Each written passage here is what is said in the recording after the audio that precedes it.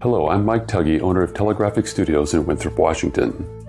Welcome to the second episode of Aerial Videography Techniques for Outdoor Sports. In this tutorial, we are going to look at the thought process and techniques of capturing movement through terrain of your film project. We will discuss how to organize your flights to capture the sequences you'll need. We'll review methods of setting up your shot angles and distances relative to the terrain to the desired scenes to support the action you want in your film.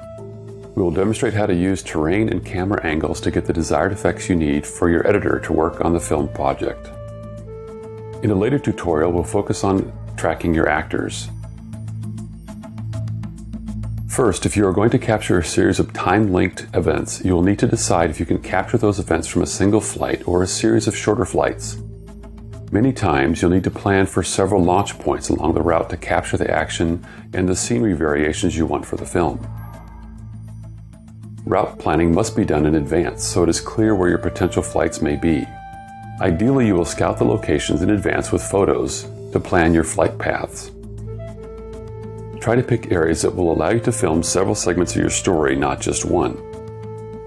Varying the film angles relative to the terrain can allow you to give the appearance that you are in a different place much further ahead in time, but perhaps just a short distance from the previous sequence. You'll need to know how your aerial footage is going to integrate with your footage taken from your cameras on the ground, which should be outlined prior to the shoot on the storyboard.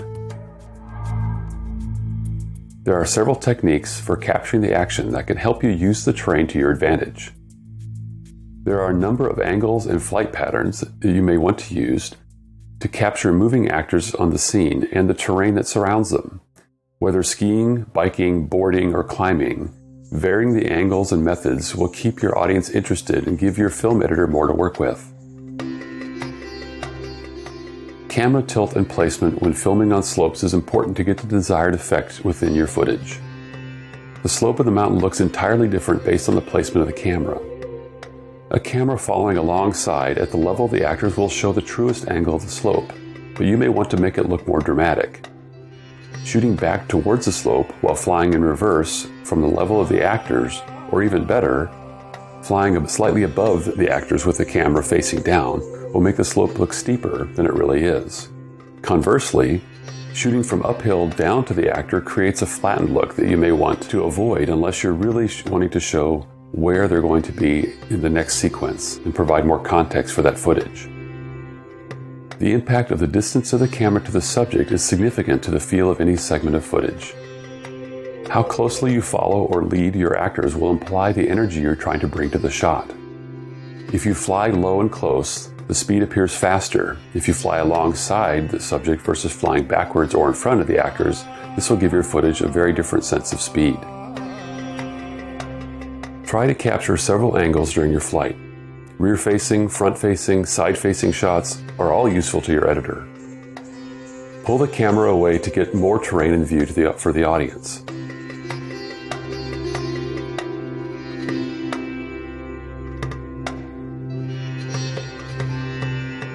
When flying your camera, setting up the desired distance to start filming can get tricky the further the actors are and the aerial camera are from you. You'll need to rely on your first-person view and its inherent lag time to set up these remote shots. The distance from camera to actor will often change while you're filming, so pre-plan how you want the sequence to go to make sure your actors know they can slow down or speed up to help themselves stay in frame. Remind them not to look at the camera. This spoils the neutral audience effect that we're most comfortable with. Remember, in all of your shots, you'll want to have a minimum of 5 seconds of perfectly positioned video and ideally 10 seconds in most cases. We'll talk about some editing rules in a later tutorial that will help keep your viewers' attention locked in on your work. This wraps up part 2 of Aerial Videography Techniques for Outdoor Sports. Take a look at part 3 when it's released on my channel, where we look deeper into how you can use various types of shots to track your actors in outdoor action sequences.